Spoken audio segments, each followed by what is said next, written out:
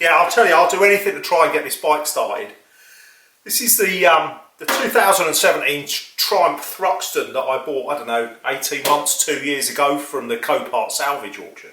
And I've not been able to get it going. I paid too much for it. I think I paid like $2,850, which was, you know, when you buy it, you don't know if it's going to run or not, but it seems like a cheap bike at the time. And I've always wanted one of these things. I just really like the way they look, and so I think I bought it more with my heart than with my head. So it obviously had a lot of damaged parts on it, which I spent quite a lot of money replacing. So the left and right switch gear, the back light needed replacing. It didn't have a seat, so I bought a seat for it. The most expensive thing of the lot was the set of clocks, which I got off eBay. I put all those things on it and hit the red starter button, and yeah, I mean, like, nothing happened. So I actually admitted defeat and took it to my local Triumph dealer. He told me that the clocks that I bought on eBay, even though they were for a 2017 Thruxton, they didn't match the ECU, the bike's computer, and the clocks have to match for it to work. So I've got to be honest, I was a bit sceptical, but I read up on it, and went online and read up about it, and that did seem to be the case. So then I said to him, well, how much is a new set of clocks? And he said, well, they're $1,000.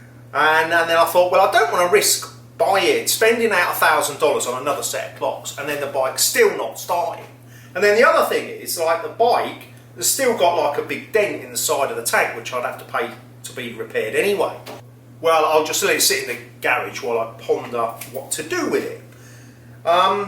Anyway, that sort of, you know, months turned into a year and whatnot as it gathered dust.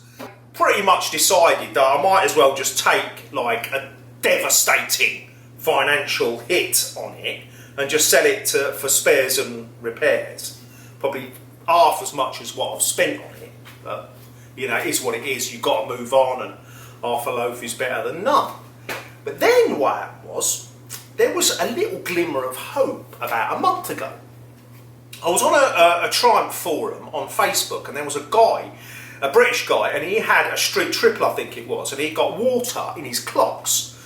So he found a company called Autotronics in the UK, and he sent his clocks off to them. I think they charged him £200, and they fixed it. They fixed his clocks. He put them back on his bike, and his bike was fine again. So obviously I thought, blimey, if I send them both sets of clocks, could they use parts from the eBay set to make the original set, which matches the ECU, good again? So I shot them an email, and they said they could. And it was about $300. $300, I could probably do that just to give me another chance of like hitting that red button. So yesterday I got the clocks back, and this is what happened. They sent it via DHL, and they put fragile all over it, which is always fatal, because if you put fragile on boxes, it seems like people at delivery centres just to like drop kick them like they're a rugby kick or something. But anyway, fingers crossed that they're going to work. So I'm going to open this box.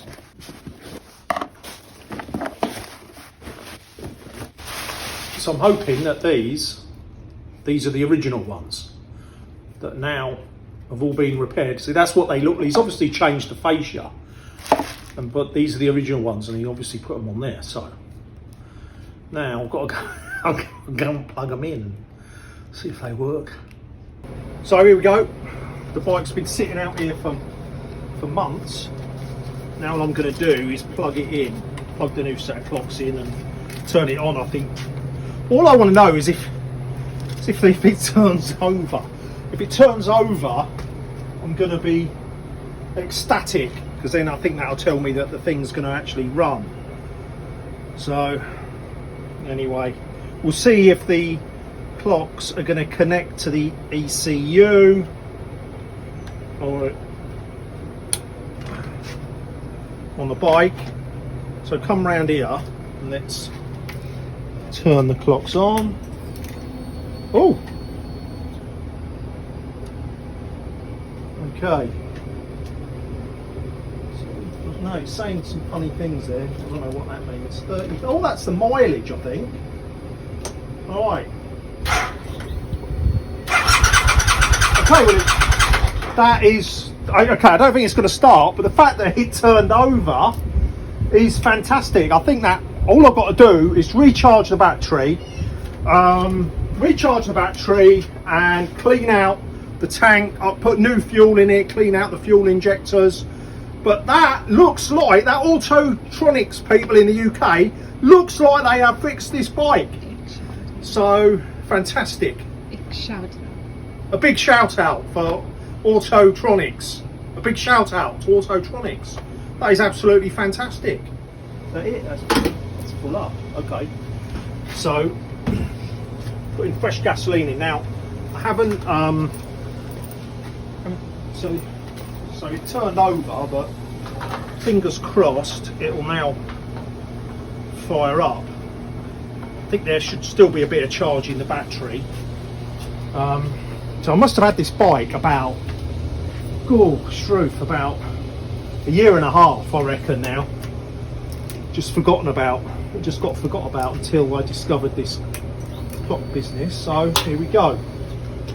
Put the clutch in and 36,000 miles. Here we go.